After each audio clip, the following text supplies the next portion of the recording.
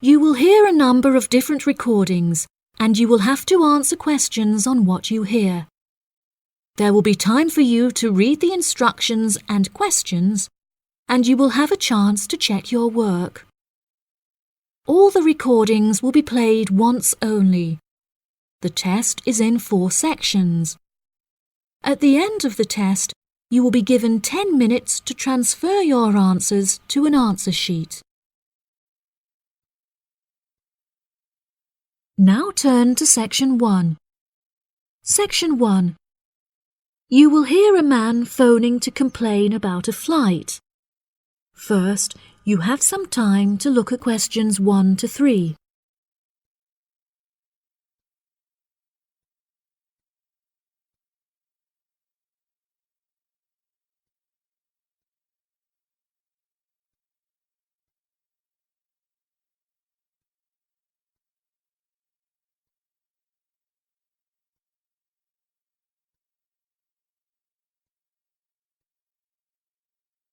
You will see that there is an example that has been done for you.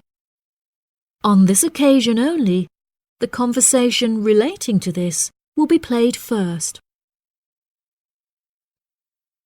Hello, you have reached the complaints department. How can I help you? Yes, hello there. I am phoning to make a complaint regarding a flight that I took with you recently. Okay. There are some details I will need to take from you first. May I have your name, please? Jack Dawson. That's D-A-W-S-O-N.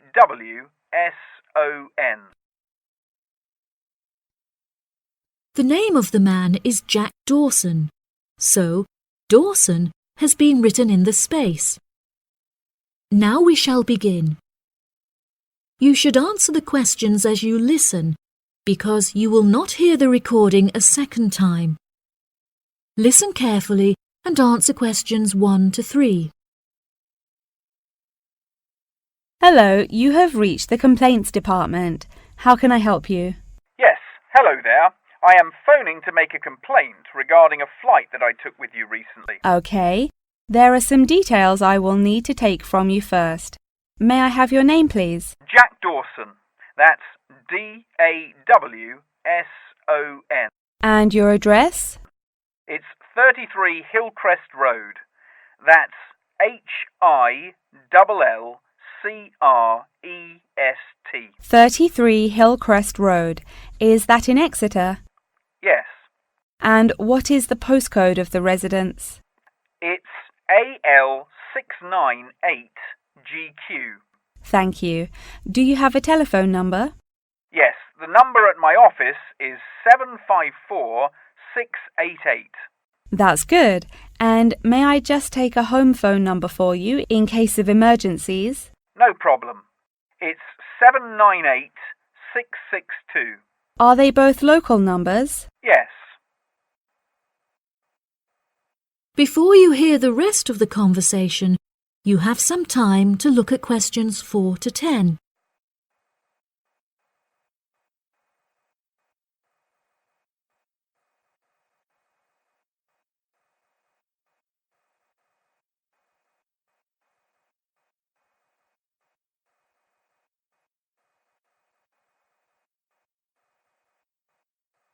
Now listen and answer questions 4 to 10.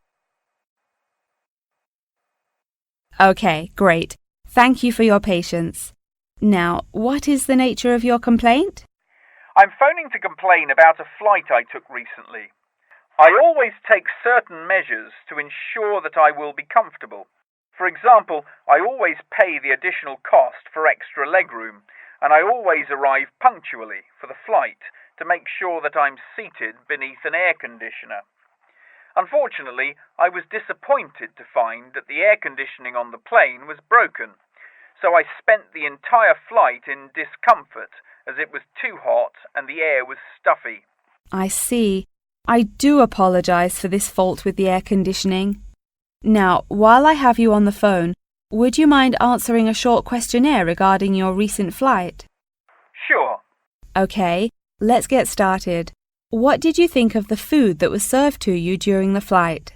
I thought that it was inexpensive and quite delicious. However, I was still very hungry afterwards, as it was a very small portion and more of a snack. Providing a snack for lunch is not reasonable. Okay, I have noted that down. What was your opinion of the quality of service that you received from our staff on board?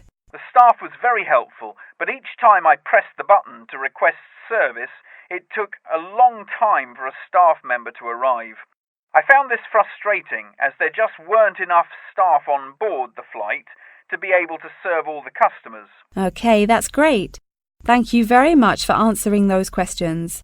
Are there any other parts of your travel experience that you would like to comment on? Yep. The process of moving through security was very quick and helped to make my travel experience stress-free. Okay. Do you have any extra comments on the services you received during the flight? Yes, I thought that the seats were very uncomfortable and looked very old. They were also in need of repair, as the recline feature on my chair was broken, so I could not go to sleep for the whole flight. Luckily, the entertainment facilities were very good, so I was able to distract myself by watching movies. Thank you so much for taking the time to answer all of my questions. We would like to offer you some gifts as a goodwill gesture, with a 20% discount on the cost of your hotel stay. We also appreciate that international calls to your home country can be expensive, and we are sure that you would like to keep your family updated on your travels. So please accept a phone card which has a credit of £20. Oh, that's really great. Thank you so much for the gifts. No problem. We look forward to having you travel with us again soon. Have a fantastic vacation. Thanks. Bye. That is the end of section 1. You now have half a minute to check your answers.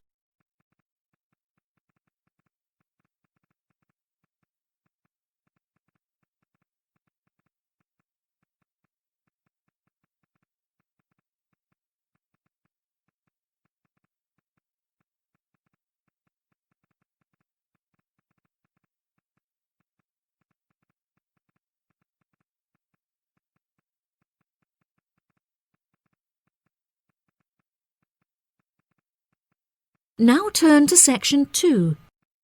Section 2.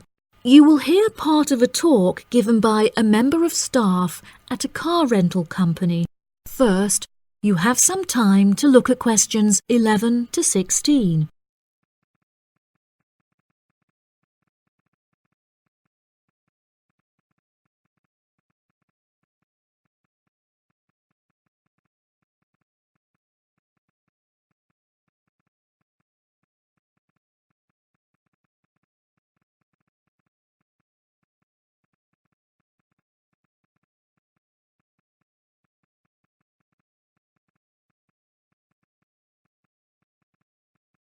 Now listen carefully and answer questions 11 to 16. Good morning, listeners, and welcome back to Star Radio.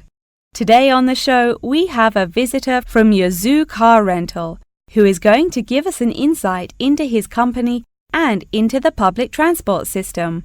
Welcome, Jonathan. Thank you for having me. Yes, I would like to start by introducing my company, Yazoo Car Rental. We are the cheapest and most reliable rental company in the city and have won multiple awards for the quality of our services. This success did not come easily, however, and it proved important that we stay fresh and are always thinking of ways to attract new customers. Our first attempt to do this was to offer a free gift with every car rental, which we were confident the customers would be very interested in. The offer of a free Hoover with each rental, however, did not attract any new customers, so we quite quickly stopped offering it. In 2002, a new taxi company opened next door to us, and we started losing a lot of business to them. So we introduced an offer that we hoped might compete with their service. We offered a new package where you could rent a car with a driver for a small extra fee. By introducing this offer, we found that all of our customers preferred to drive the cars themselves. So again, this offer was unsuccessful in attracting more customers. Learning from these mistakes, we decided to offer a package service where the customer no longer had to come to our offices to pick up the rental car. Instead, we could drop off and pick up the car anywhere in the city to make the customer's experience a lot more stress-free. This offer was very popular and increased our profits by 30%. In order to attract a younger demographic, we updated the models of cars that we offered for rental. We began offering more trendy cars such as minis and smart cars that we thought might appeal to the younger crowd, and we also purchased them in more fun colours like reds and greens. This offer attracted some new customers of a younger age group, however, not as many as we hoped. Next, I decided to offer our services at a discounted price on our website where it could be seen by thousands of people. I thought that this could be a great way to attract a number of new customers who would never have heard of us before, and it worked fantastically well. Following the success of the discount offer, we had so many customers that it became necessary to open a new branch of the company in the centre of the city. The cost of renting offices in the city centre was very high, so we hoped that our profits would justify this expensive decision.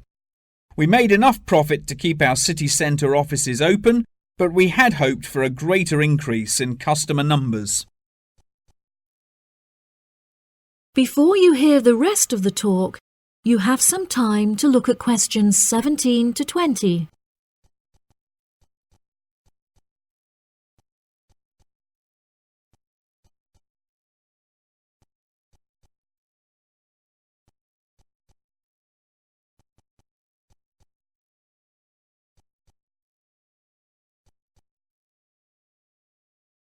Now listen and answer questions 17 to 20.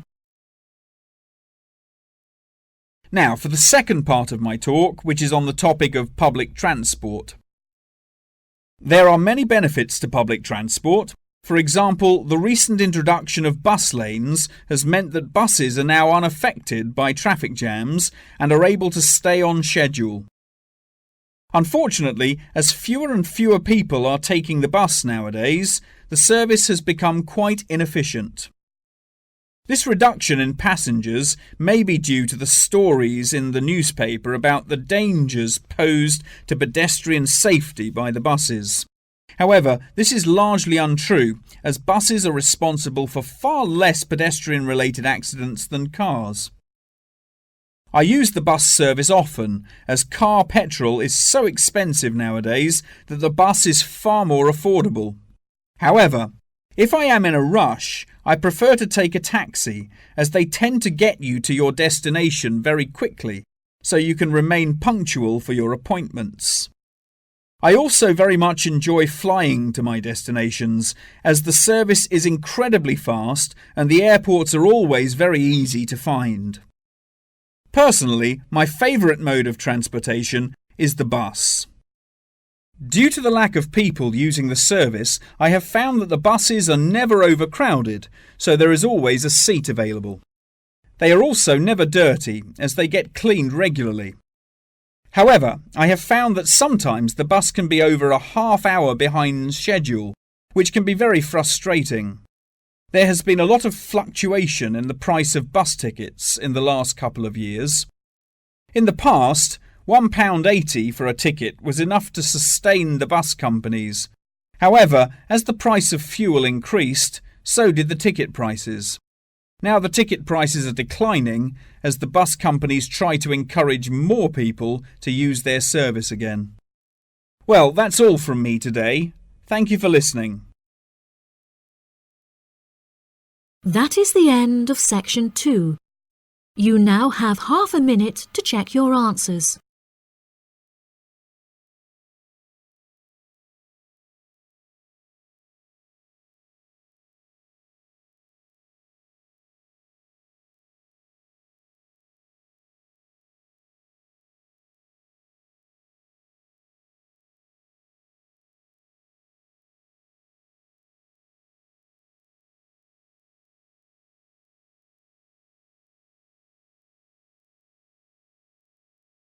Now turn to section 3. Section 3. You will hear a conversation between a student and her professor discussing an assignment. First, you have some time to look at questions 21 to 25.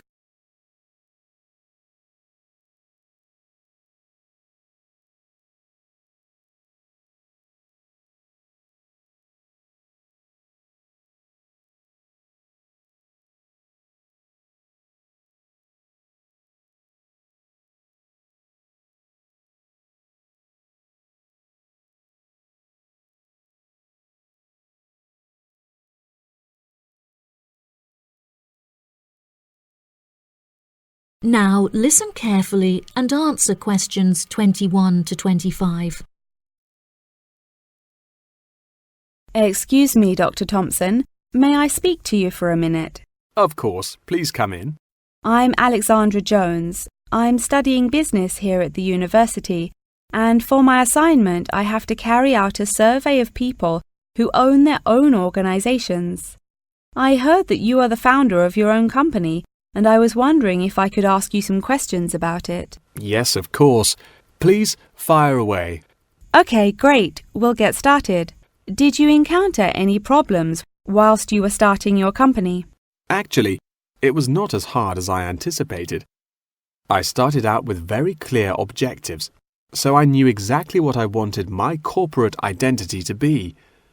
It was very difficult to find the correct premises, as the property market in London is so competitive, but eventually I found the perfect site. The hardest part was structuring the business, as I had no formal template, so I had to create it myself. Yes, that is very impressive. Was it difficult dealing with staff? It's always tricky trying to satisfy a group of people with varying interests. However, I didn't encounter many problems.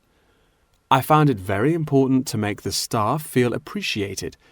So I hosted a staff day where we could all introduce ourselves and get to know each other as individuals. I was also able to talk to them about the type of work that they would be doing and gave them the opportunity to share with me the issues they had with the allocation of the work. Okay. Did you hire a management team or did you take on the role of the manager? Oh no, I already had enough tasks to take care of. I employed someone else to take on the role of the manager. However, he never consulted me before making decisions, so I was forced to let him go and hire someone else. And what did the other staff think of the new manager? They had a great deal of respect for him. It definitely helped that I consulted with them before hiring him. They were surprised that he has been so successful in his role at the company, despite the longer meeting hours. Since the company opened, has it had any great achievements? There are many aspects of the company that I am pleased with. However, there is one achievement of which I am particularly proud. I wanted a mural painted to brighten up our entrance area, so I decided it would be a great idea to invite the local primary school to create one for us. The youngsters had a great time, and I know they were thrilled to be included. Oh, that's lovely.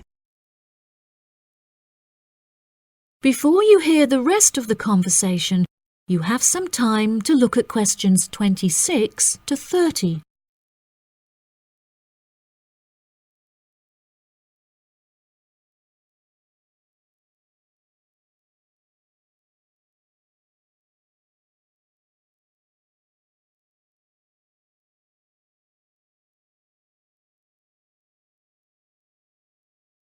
Now listen and answer questions 26 to 30. Have you encountered any major problems since you opened the company? Yes, we are always encountering issues with employment because it is very hard to find people who are qualified for the roles that we are offering. But unfortunately, there is no solution to this. One of our administrators also recently left to go on maternity leave, which put us in a tricky situation. However, we have managed to find a temporary replacement for her. It's also now approaching the period when we must carry out our financial training, so I need to find a venue with enough space to hold everyone.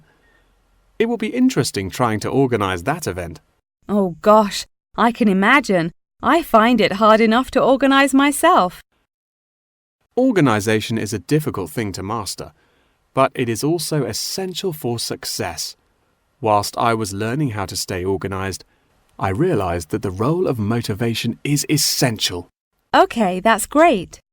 I also suggest that you visit the library, as there is a section on culture that will have some very valuable material on how to develop your organisation skills. OK, I'll head to the library when we're finished. I think you will find it very useful. They also have a collection of documentaries on the subject of personal organisation, and I suggest that you look up the literature on management of change. I personally found these sources incredibly useful. Articles are also a valuable resource, and we have a whole collection of them in our university library. I advise that you look at Section 2, where you will find articles on the nature of volunteering. That's great. Thank you so much for your help. No problem. That is the end of Section 3.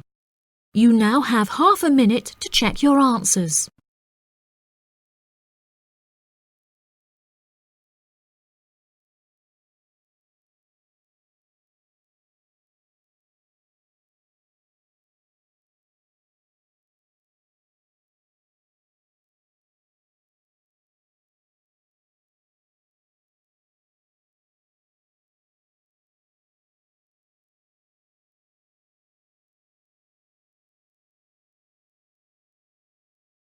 Now turn to Section 4. Section 4.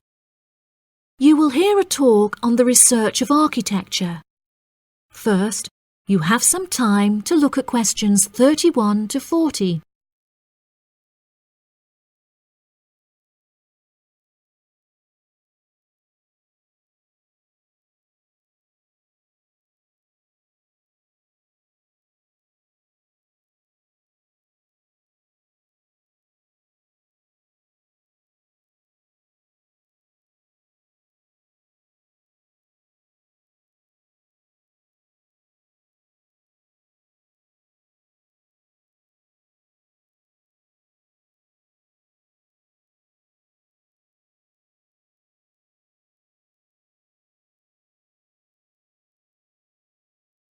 Now listen carefully and answer questions 31 to 40.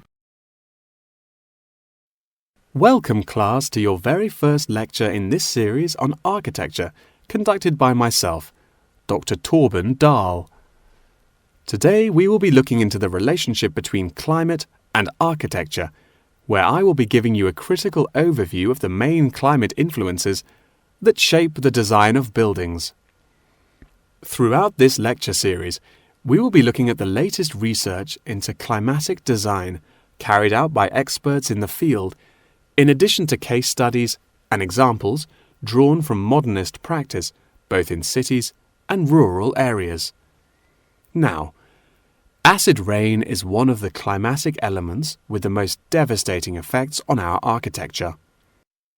The chemicals in acid rain can cause paint to peel, corrosion of steel structures such as bridges, and erosion of stone statues. Since the 1970s, our government has been making great effort to reduce the release of these chemicals into the atmosphere, with positive results. Private organisations have also been raising awareness and funds, and recently received a huge donation from the bank. It is interesting to look at the studies that have been carried out into the effects of acid rain at varying altitudes. Research has shown that there are lower levels of acid in the damaging pollutants at higher altitudes, meaning that skyscrapers are much less vulnerable to the negative effects, as they are exposed to acid rain with far lower levels of damaging pollutants. Recently, the ALTA project was founded to carry out further research into acid rain. This project is directed towards studying the effects of acid rain on old, traditional buildings of stone construction that are vulnerable to damage caused by acid rain. Masonry is particularly vulnerable as it is easily corroded and weakened by the acidic chemicals.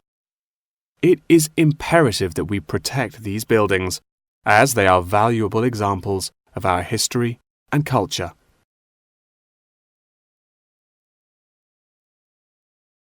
Pollution is one of the main sources of concern in the present day. The construction industry contributes considerably as a source of pollution in its day-to-day processes of creating building materials such as concrete and glass. However, more new sustainable methods are being developed to counter this. A recent case study for this is Sky Tower, whose windows have been made from recycled glass to prevent pollution from the glass-making process. Water is the most problematic element to be considered in construction. It is imperative that construction elements, such as the insulation, are fitted into the building in dry weather to prevent it from getting wet. This makes winter an undesirable season for construction, as the heavy rainfall can have adverse effects on the building. Another climate type that has an enormous effect on buildings is humidity. Constructions made of steel and stone are largely unaffected by humidity. However, it can have a serious effect on wooden constructions if the timber has not been correctly treated. Moisture from the air can condense in the grain of the wood, which then swells and shrinks in proportion to the magnitude of change in its moisture content. This variation in size can have disastrous consequences. In areas of the world that are prone to earthquakes, certain design and environmental conditions are preferable for protecting buildings in the event of a tremor. Engineers have come up with numerous building procedures to help minimize shaking in buildings. For example, tall buildings have height restrictions and counterweights, and multi-story buildings have reinforced floors and walls. Ground conditions are a cause for worry in many constructions, as often the soil is of the wrong density to protect the foundations. Luckily, technology has now been developed that can help to minimize damage by earthquakes. Seismic sensors can give prior warning when an earthquake is about to happen, so that preparations can be made to protect both the people and the buildings from harm. The movement of building structures can now also be measured and monitored over time by architects. It has been expressed by architects within the design community that it would be valuable to be given special courses for designing buildings within earthquake zones. Guidelines are also expected to be produced by the government in the near future that will give architects a universal checklist to follow. That wraps up the lecture for today. Please remember that attendance is mandatory. That is the end of section 4. You now have half a minute to check your answers.